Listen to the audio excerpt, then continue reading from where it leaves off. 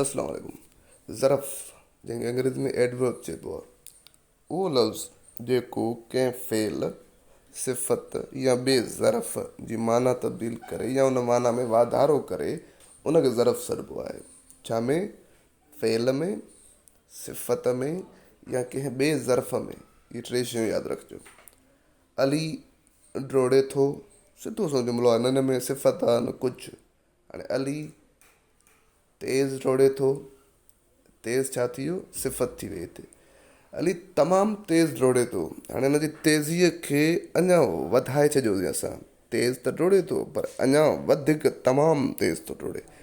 हिन तेज़ीअ में ॼण असां हिन तेज़ जे लफ़्ज़ खे ॼण कुझु माना अञा तिखी करे वधाईसीं, त इन वधाइण वारे लफ़्ज़ खे वरी एडवर्ब चइबो आहे, ज़रफ़ चइबो आहे। ठीकु आहे? जीअं हूअ छोकिरी आहे, सिधो जुमिलो आहे, उहा सुठी छोकिरी आहे। सुठी छा थी वियो? हाणे सिफ़त थी वई। उहा तमामु घणी सुठी छोकिरी आहे। तमामु घणी छा थी वई? तमामु सुठी छोकिरी आहे। त तमामु जेको आहे न, वरी हिते थी वियो असांजो ज़रफ़।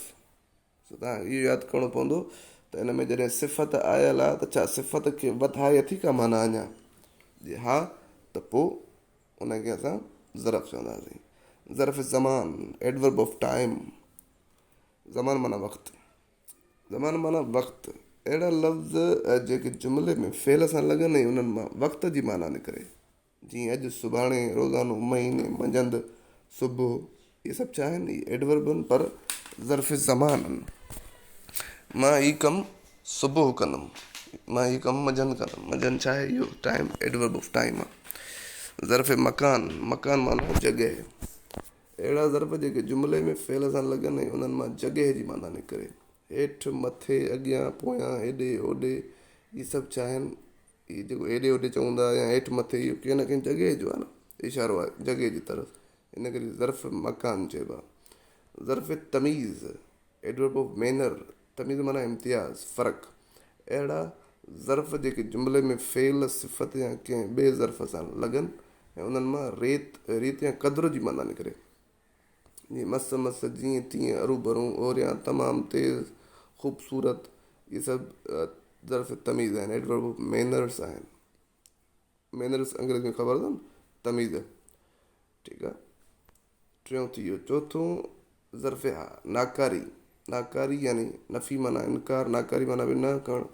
अहिड़ा ज़मीर जेके जुमिले में फ़ेल सां लॻनि ऐं उन्हनि मां नाकारी या इनकार जी माना निकिरे।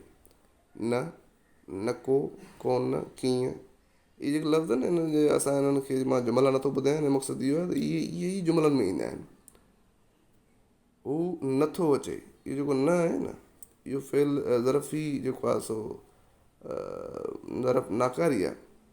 कोन, कीअं, इहे ज़रफ़ नाकारी आहिनि। ज़रफ़ हाकारी वरी जंहिंमें हा थिए, जीअं हाउ, हाहूकार वग़ैरह।